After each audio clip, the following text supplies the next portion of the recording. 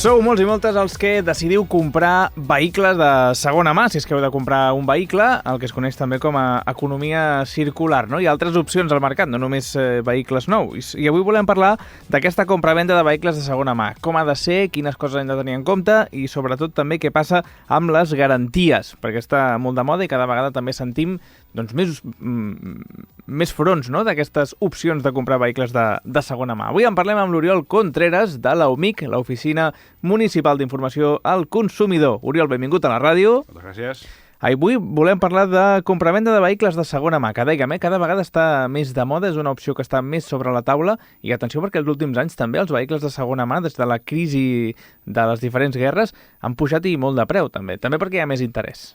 Sí, realment la compraventa de vehicles de segona mà té molts anys de tradició. No sé, jo ja recordo els meus pares parlar, no?, de fem segona mà, el comprem de nou, però realment en els darrers anys suposo que és perquè costa més fabricar vehicles, no hi ha tanta disposició de vehicles de primera mà, pels preus també, i perquè simplement s'ha crescut el mercat de la segona mà. Només cal veure la publicitat, els anuncis, que hi ha moltes marques d'aquestes grosses, que es publiciten constantment i, per tant, podria dir que hi ha hagut un increment, ara sí, de compraventa de vehicles de segona mà.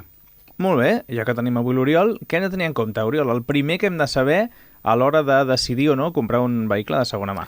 El primer que hem de decidir, i les branques que ens separen molt clarament les diferents circumstàncies, és si comprem amb una empresa, un concessionari, o si comprem a un particular. També a través de, per exemple, Wallapop, podem comprar vehicles de segona mà, però normalment haurien de ser un particular. Bé, comprar un particular o comprar una empresa... La cosa canvia. Canvia bastant. Canvia bastant sobretot amb la garantia legal, d'acord?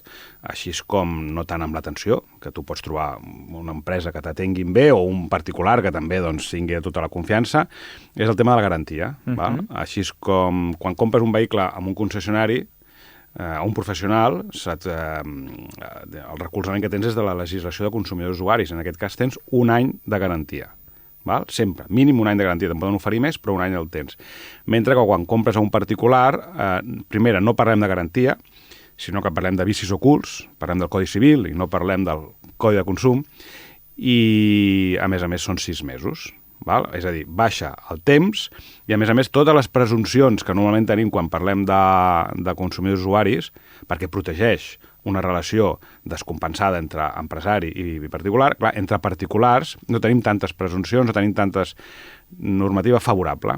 Llavors, primera, 6 mesos per trobar uns vicis ocults, i segona, la legislació no és tan favorable sempre que tinguem un problema amb el vehicle, clar. I l'altre tema és demostrar-ho també, no? Perquè com sé jo si aquell dany venia d'un vici ocult o el venedor en aquest cas creu que l'ha fet el nou conductor, la nova conductora. Clar, això ja es fa difícil, normalment necessites peritacions, però una part molt important dels problemes amb els vehicles de segona mà, que pot passar tant quan compres un concessionari com un particular, és distingir si aquell defecte correspon o no a la garantia o als vicis ocults. És igual, correspon o no cobrir-ho al que ho ha venut. Perquè, clar, un vehicle nou està clar, durant els primers 3 anys com a mínim, tot el que succeeix, tu no te n'has de fer responsable. Se suposa i es pressuposa que ve de fàbrica i ve d'origen, no? Aquestes presumpcions és el que deia jo, que van a favor del consumidor. Doncs clar, quan estem amb la segona mà, és lògic, hi ha peces del vehicle, no? Abans ho parlàvem, és el tapacús, com a exemple molt clar, però moltes peces del motor que per al seu desgast i ús propi no estan cobertes. Està clar que compres un vehicle de segona mà, està clar que tot no està igual que el primer dia, i en vehicles de segona mà que poden tenir 200.000 quilòmetres. Llavors, distingir què es fa responsable o no el venedor és realment un problema amb vehicles de segona mà. Aquesta és la part complicada. Clar, molta gent li deu cridar l'atenció, Oriol, al preu, no? És més barat si vaig directament a particular, de particular a particular, perquè potser el concessionari és un pèl més car. Però clar, també has de tenir en compte que hi ha aquestes altres qüestions que també entren en joc, no?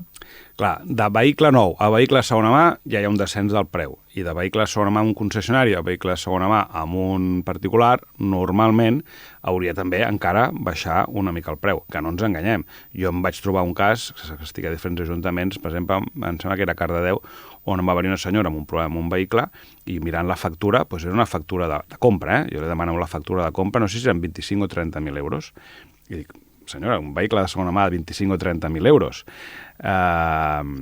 I aquest és un dels problemes que tenim avui en dia, els consumidors que volem més del que podríem. És a dir, si aquesta senyora disposa de 25 o 30.000 euros, pots comprar-te un cotxe nou, segurament més petit, no? Però un cotxe nou amb totes aquestes garanties i facilitats que t'ofereix un vehicle de nou. Tu tens els 25 o 30, en aquest cas concret. Però per què van a comprar un segona mà? Doncs perquè volen pot ser millor, pot tenir més prestacions. Un papino de cotxe, d'acord?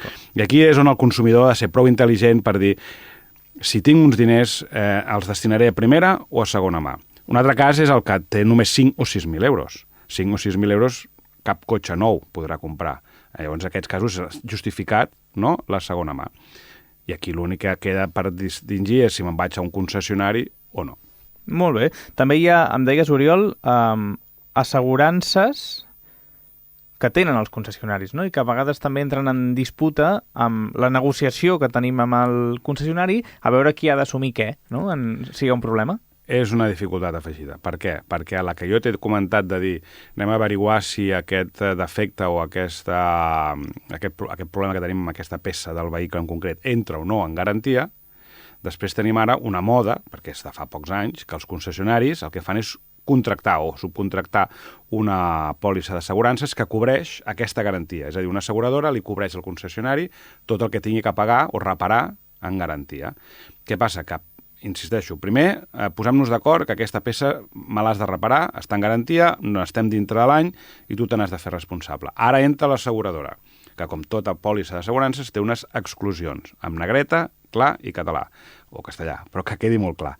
Que vol dir que, a sobre de que ja és difícil distingir si una peça és o no, forma part o no de la garantia, ara tenim unes exclusions de l'asseguradora que a mi no m'afecten com a comprador. Vostè no m'ha de respondre per aquesta peça, si vostè té una assegurança, millor, però si l'assegurança no li cobreix... Però clar, psicològicament, si ja havíem arribat a un acord o costa arribar a un acord de dir aquesta peça me l'has de cobrir, ara només falta que l'asseguradora li digui al concessionari no, aquesta no te la cobreixo.